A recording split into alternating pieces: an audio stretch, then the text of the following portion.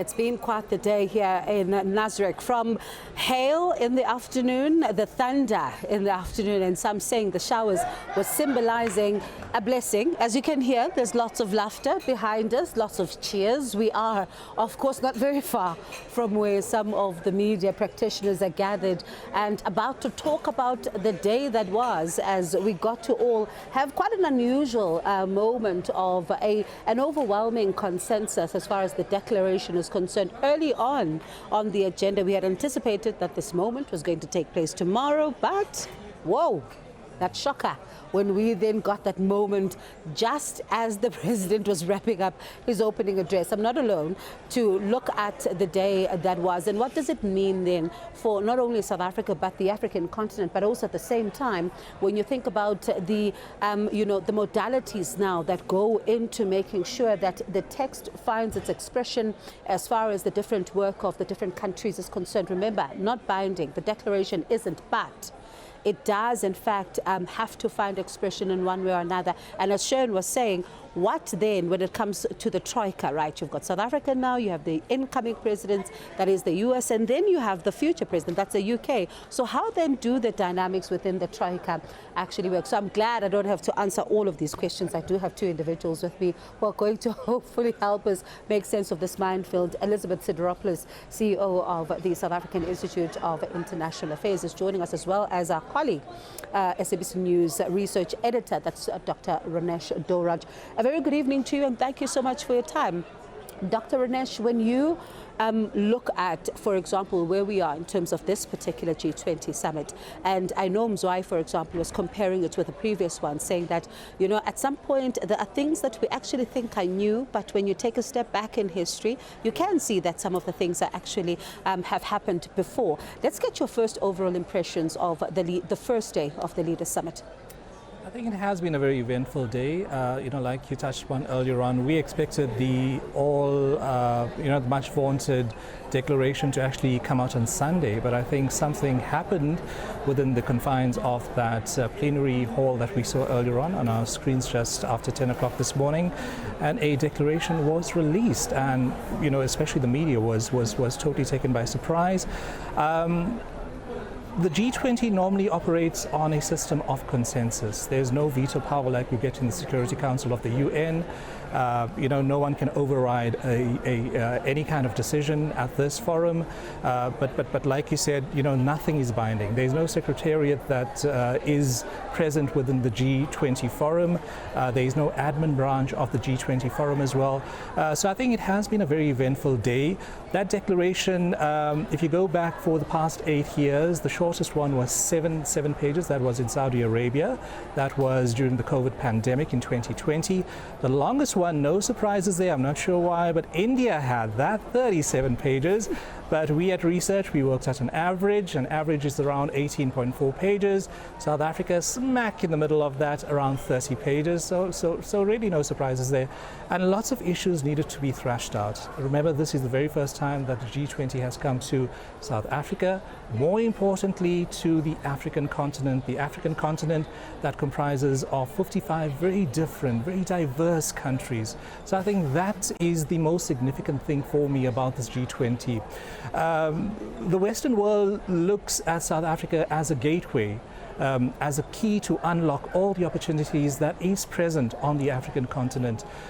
So I think for South Africa to be in that very hallowed position, especially in 2025, if you look back the past 4 G20, it was held in the BRICS countries, the Global South as well. 2022, Indonesia, Bali, then we had New Delhi, India, then we had Brazil, last year's one, and this year South Africa. Then next year it goes to the US, UK, then South Korea. So from the Global South, it moves back to the Global North. So I think that message, especially for me, about this G20 is going to stand out.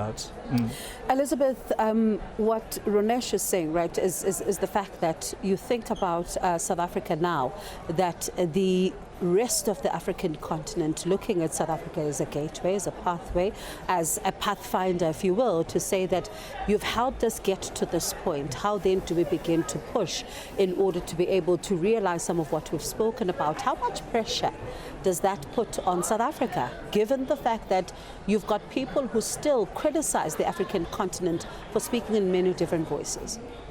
So I think the fact that the AU is a member of the G20 now, I think certainly has provided support and impetus to a lot of the issues that South Africa put on the agenda. I think the issues that South Africa put on the agenda were very much sort of embedded in the priorities and the concerns of the African continent. And what I'm going to answer your question by saying, I think what South Africa did this year by putting issues like food security, inequality, the cost of capital, inequality, of course, also something that the Brazilians put on the agenda, and of course they came out with the Global Alliance Against Poverty and Hunger, was sort of was what South Africa has done pretty well in the international sphere in earlier periods, which is also about norm entrepreneurship.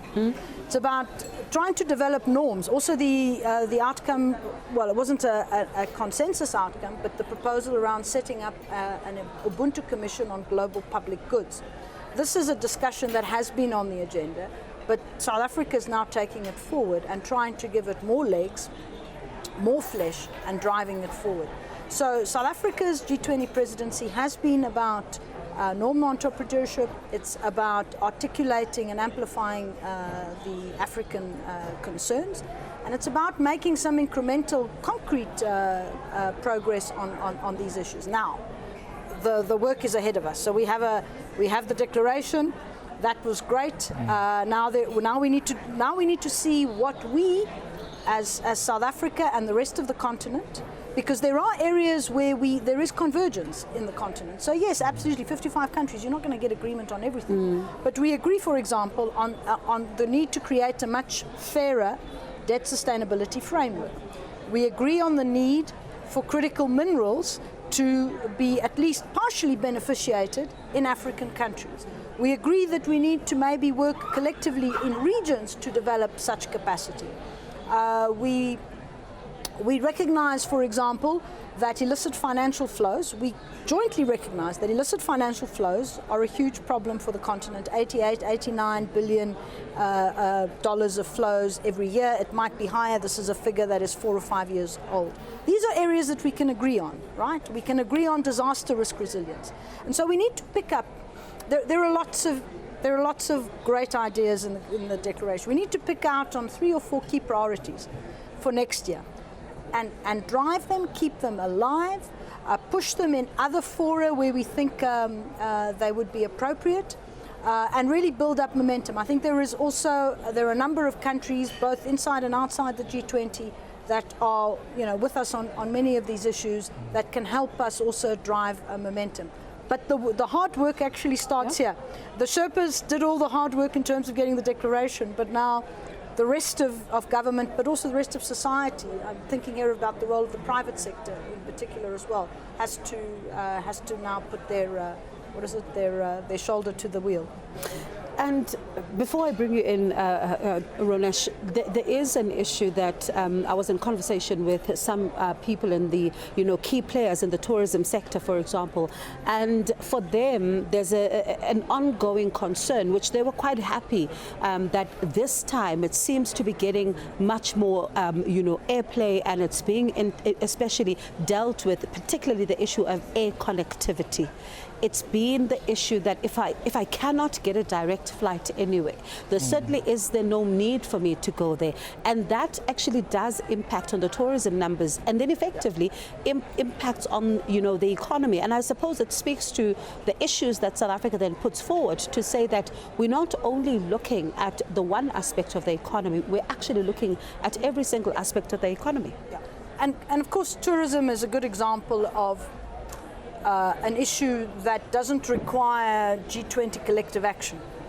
Okay, but the G20 has put it on the agenda, has amplified it, has given it a space. But it's something that it can be taken forward bilaterally, regionally, and so on. And what I think is an interesting development of the G20 over the since it became a leaders forum in 2008, is that, it was initially about working together on global financial regulation, also to combat the global financial crisis. But what we've seen emerge, and certainly even in the last 4 Global South presidencies, is that it's also a forum for lesson learning, experience sharing. So, for example, the Global Alliance Against Hunger and Poverty that the Brazilians initiated is not just about helping countries to finance their fight against poverty and hunger, but it's also about being able to access on a platform a series of policy options and policy baskets where they can learn from the way in which other countries have dealt with specific problems, where they, you can't sort of cut and paste, but you can learn from that and get ideas in terms of how you deal with it in your own country, poverty, hunger, associated issues around social protection and so on. Yeah. And that's been an element that has evolved over time with the G20. Some would argue that this now brings it really, expands its mandate unnecessarily, and that, it needs to come back to basics. But it's not been a bad thing to actually have such a forum where you can also use it as an opportunity to share experiences. And some of the documents that have come out of this G20 are also about creating that knowledge. So the Energy Security Toolkit, for example, is one such example.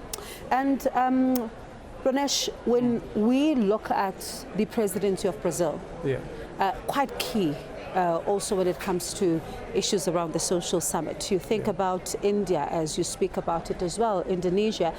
We got to get a sense of the priorities of the Global South. And when we're getting a sense of the priorities of the Global South, you then have people to the point, Elizabeth, who say that if you do not address some of the issues of the Global South, you run the risk of actually being irrelevant.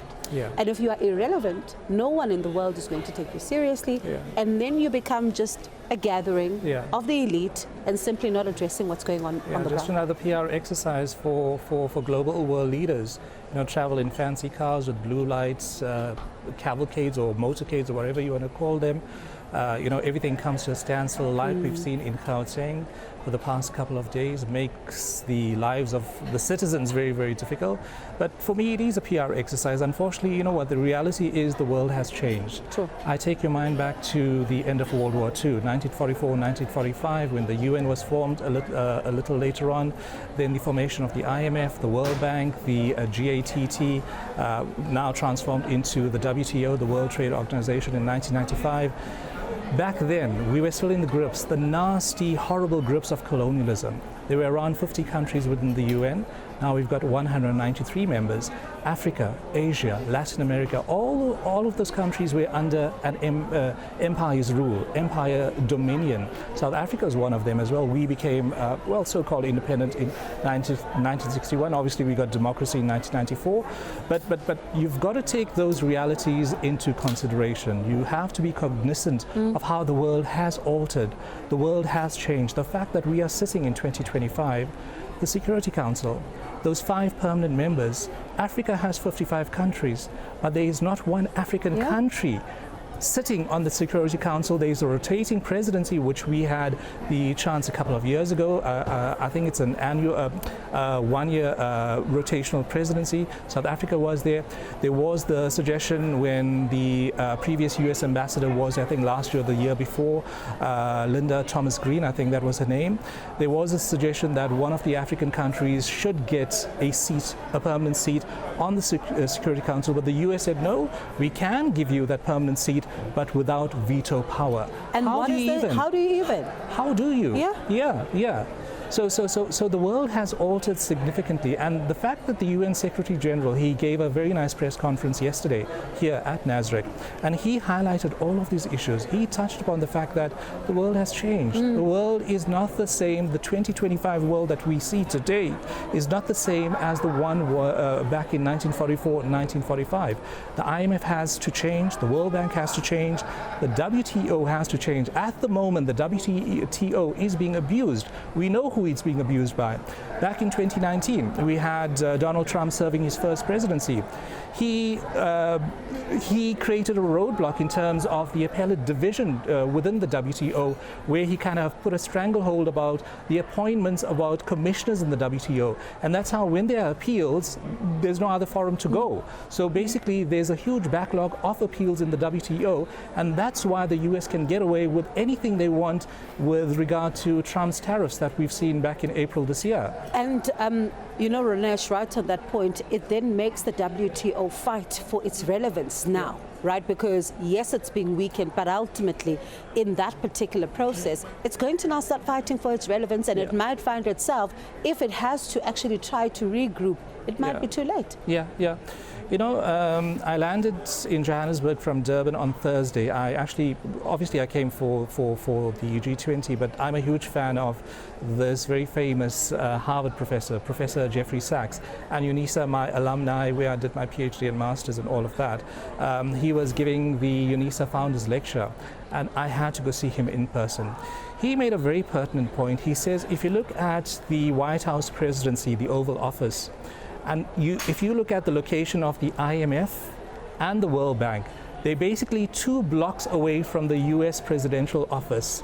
So anything that affects the IMF and the World Bank, the President of the United States has to be consulted. He will veto anything, regardless of what the developing world will say or the developed world will say. That's the kind of power that the US and the Americans have. That has to change. The IMF, the World Bank, the WTO, that's why we're seeing this huge diffusion of other bodies that's coming up. We had BRICS coming up in 2007 or somewhere in the mid-2000s. Then we've got this new one. A lot of attention was paid on this between Russia, China, Iran, India, Pakistan. It's called the Shanghai Cooperation Council. Lots of attention because the SEO, in fact, and BRICS as well, want to actually alter the global order because they know the UN is not effective. We saw what's happening in Gaza. We saw what's happening in Ukraine. You know, the Western world, you know, the global North is dictating everything when it comes to global issues. And I go back to the Security Council, that veto power, something has to be done. The world cannot stay the same as it was back in 1944, 1945. Something has to give. And Elizabeth, the declaration speaks to what Ronesh is raising because the world has changed, reflect the world, right? And that's why for some people it's actually a win. If you're going to have a declaration that speaks about AI and Africa, for example, and speaks about how to use it safely, but also at the same time empower the continent even to that level as well, because ultimately, if you're not going to bring everyone on par, like you were saying, everybody is unequal. There's nobody who's coming to this gathering with the full menu. Everybody is putting something on the table. It's going to be important then for each and every single item to actually be taken seriously.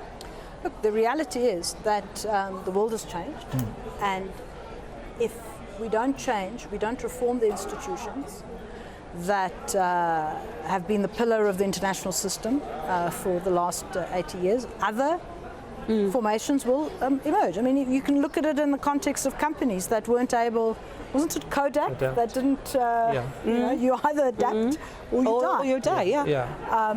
And so that is something that has to really sink in. I think there are parts of the West, the developed world, I think, who recognize that.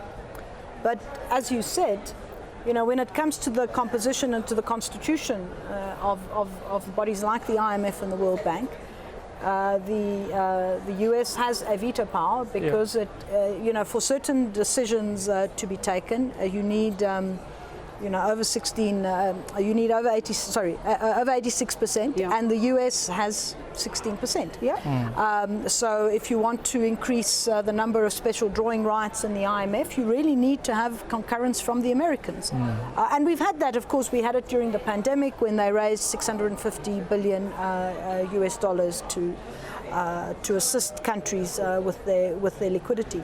But that is the fundamental question we're facing now. And I think the bigger, an equally big challenge is that if we cannot show as countries across the world that the multilateral system, whatever it is, can actually deliver, that international cooperation is a good in and of itself because it actually helps me, the guy on the street or the woman on the street. If we cannot do that, then increasingly you will find that in the domestic sphere, in democracies, and even sometimes not even in democracies, people will rise up and say, this system is not working for me. I want somebody who can solve it for me quickly. And a lot of the populist movements that we've seen in many parts of the world promise you, promise you salvation instantaneously. We know it's also part of the world we live in at the moment. It's instant gratification. But we know these problems are complex. They're not going to be solved by a silver bullet overnight.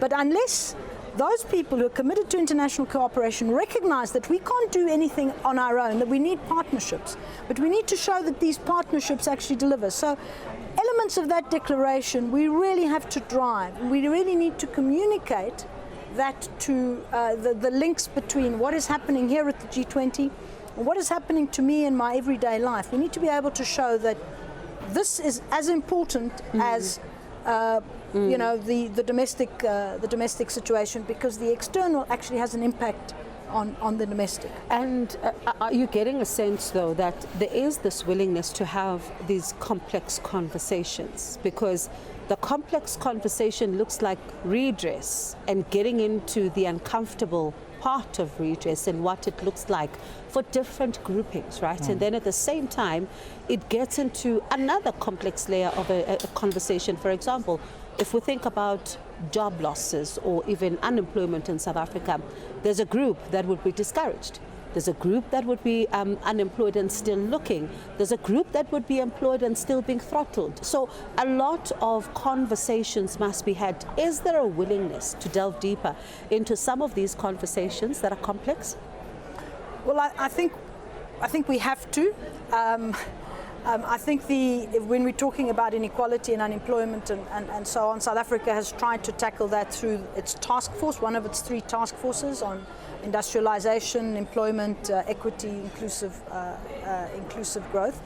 I think the inequality report also highlights that issue, and if we take forward one of the recommendations, which is really to set up an international panel on inequality that is almost like a permanent technical entity, the idea there really is to bring together all of the research that has been done, all of the case studies on inequality and how you create redress in countries from around the world, and create almost a data bank, but then also track and monitor progress across the world on inequality indicators. Of course, inequality is multidimensional.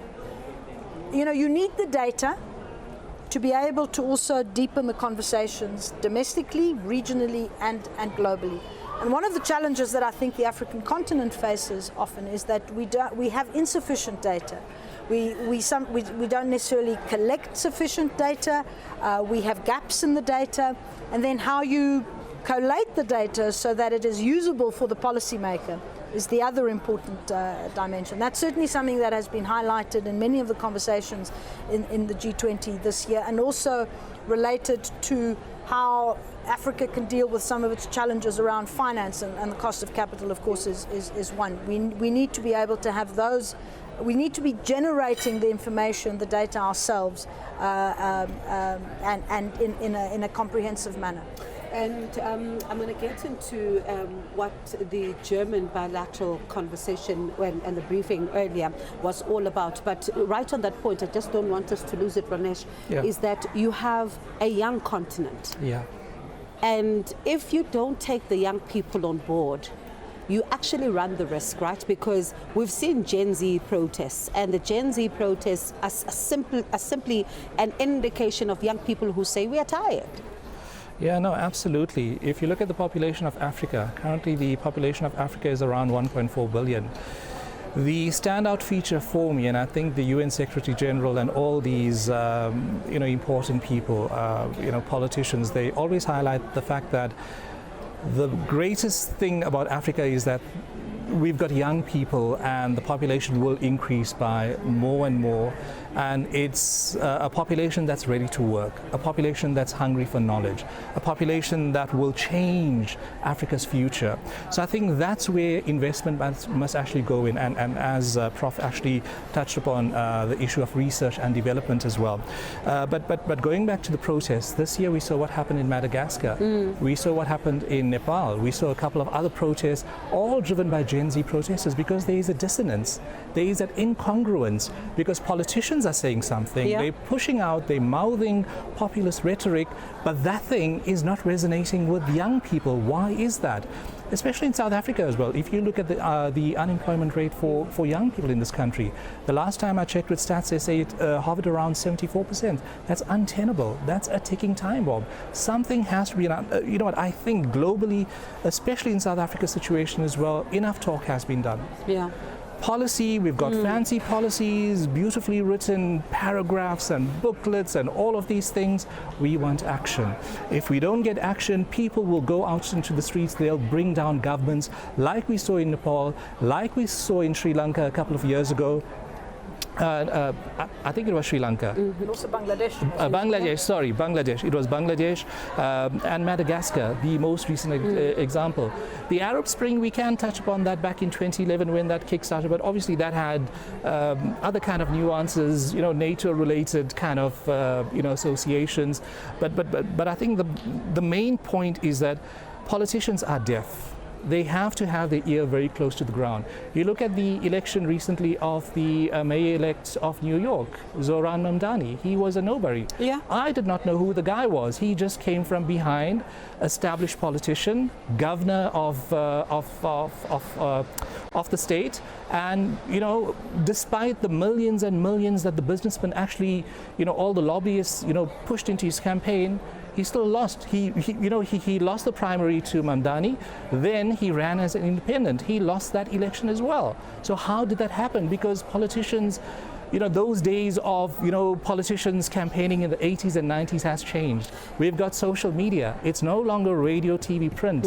Social media has entered that media space, and politicians need to pay attention to that space. And the cost of living crisis is one that South Africans and some people around the globe are struggling with. We'll get into this conversation again in just a moment, but let's look at something that happened earlier. Germany supporting the G20 Compact with Africa initiative with a contribution of 3.2 billion euros. And now this was revealed by the German Chancellor Friedrich Merz at the G20 Compact with Africa event on the sidelines of the G20 Summit in Nasrec in Johannesburg. South African Deputy President Paul Mashatile, Chancellor Merz and African Union Chairperson João Lourenço hosted the event aimed at boosting investment across the continent, with the German Chancellor saying that Germany will become a shareholder in the African Trade and Investment Development Insurance Facility, adding that Berlin is committed to driving greater investment into Africa. Germany supports this group. Germany currently supports economic reform projects in compact countries, and we are supporting that with more than 3.2 billion euros. This is a strong lever for new economic opportunities, both for Africa and for my country, for Germany.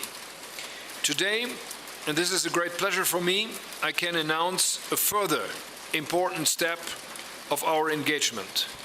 Germany will become a shareholder of the African Trade and Investment Development Insurance through our development bank, which is called KfW, Kreditanstalt für Wiederaufbau.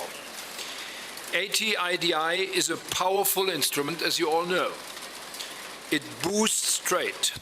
It boosts private investment in Africa. It reduces risks and builds trust for investors and for new investors. Our German equity investment in ATIDI will amount to more than 37 million euros now. This will have a big impact. We will be able to mobilize an additional at least 400, potentially 430 million euros or $500 million in trade and investment. We will see even stronger trading links between Germany and African countries. More investment by German companies on the continent. More value creation in Africa. Our cooperation, ladies and gentlemen, dear friends, is here to stay. We are and we will remain partners for a better future on this continent, in my country, and together. All right, the German Chancellor there speaking about his commitment to the African continent, right? And he does say that they are going to continue in fact, the relations. And before I bring back the conversation to studio, let's take, in fact, a briefing there by the French President, Emmanuel Macron. Now, the main objective in Sudan, and I think all those involved, to cease fire. Now, the main objective in Sudan, and I think all those involved in this conflict have to follow the same line, is clearly ceasefire, resuming the humanitarian help, and setting, as we did in 2019, a peace where civil society could take its place and its role. And I do remember the civil society being in Paris in 2019, right after the Sudanese revolution. And these young women were so impressive, so powerful, and we owe them so much. So by respect for what they dedicated and what they did, now, for me, the objective is to deliver this agenda. Thank you very much. Last question. For the Middle East, how do you evaluate the situation now, the geopolitical situation? Look, the situation Especially in Lebanon. as I was mentioning. So in Lebanon, the situation remains extremely fragile. I think President Aoun made a very important speech today, and I want to say that he reflected what we have in mind, meaning being very firm and efficient vis-à-vis Hezbollah, and delivering our plan, which is clearly to restore Lebanese sovereignty in the south and fighting actively against the terrorist groups. Now, what we want to do in close coordination with the US, because as we know, we are together in the coordination mechanism, in direct discussion with Israel, whose security is clearly impacted, we want to deliver this mechanism step by step to restore sovereignty of Lebanon and Lebanese forces in the south, withdraw progressively the presence of the Israeli forces, and be efficient against Hezbollah. So the weeks and months to come will be absolutely critical in this achievement, but I think that the commitments taken today by President Aoun were very important, and we will follow up. And in the meanwhile, we will organize as well our conference to support the recovery of Lebanon in France, and our Saudi friends will organize a conference for the financing of the Lebanese armed forces in close link with us. And these two pillars are very important to deliver this concrete results. Thank you very much. Thank you. I have to rush. I have to rush. Last question. Just regarding Ukraine, I mean, what do you all, as European leaders, plan to do in order to convince President Trump of some of the issues you all have? And is Europe in a position to support Ukraine should the U.S. withdraw its support? I will not try to figure out some scenario. Where we are is clear. Ukraine, the U.S., and the Europeans want peace, but we want a robust and long-standing peace. I think it's very good that the U.S. proposed something to go to a ceasefire and peace, and we have to commend these efforts. But at the same time, as what is at stake is obviously Ukrainian sovereignty and European security, it's normal to have both the Ukrainians and the Europeans on the table to finalize this plan. So this is exactly what we will do tomorrow and the day after, in order to make a common plan. Now, we just have one problem, and our problem is not the US on this negotiation at this point. Our unique problem, all of us, is Russia, which started this war. We refused to take the ceasefire proposals in February, March, July, August, etc., and didn't provide any guidance if they are okay just to have a ceasefire now. And look at the humanitarian situation in Ukraine, not just in the east, but everywhere. Look at the situation of the infrastructure of energy and so on. Look at the civilian casualties. I mean, this is a necessity to stop the Russians. There is one aggressor and one victim. Full stop. Merci beaucoup. Merci beaucoup. Sur la marche blanche, en hommage à Mehdi Kessassi à Marseille. French President there, Emmanuel Macron, speaking to journalists there, and trust the media, trust journalists that even as head of state, when you say you are rushing, simply a moment to put in just one final question. We never relent, we're just unrelenting. But interesting to note, it touches on issues around Lebanon, right? And this as the latest reports, for example, when we see some of the reports on Friday suggesting that there was a strike on a Palestinian refugee camp in southern Lebanon earlier this week that, according to Israel, killed around 13 Hamas territories. And he touches on that issue. He touches on the issue of Ukraine. He touches on the catastrophe, the humanitarian crisis that is unfolding in Sudan. And it speaks about some of the challenges that the continent is facing. And as I bring you both back into this conversation, it's important to note that some of the conflict here has been one that really boggles the mind. For example, you think about what's taking place in the Eastern DRC, Ronesh, with some people saying, why not resolve it in Africa? Why go all the way to go have a solution elsewhere? What happened to African solutions for African problems? You know, Bongiwe, that has been my biggest gripe. You know, when we have these very fancy press conferences of the UAE intervening, the US intervening, my first question is, where's the African Union?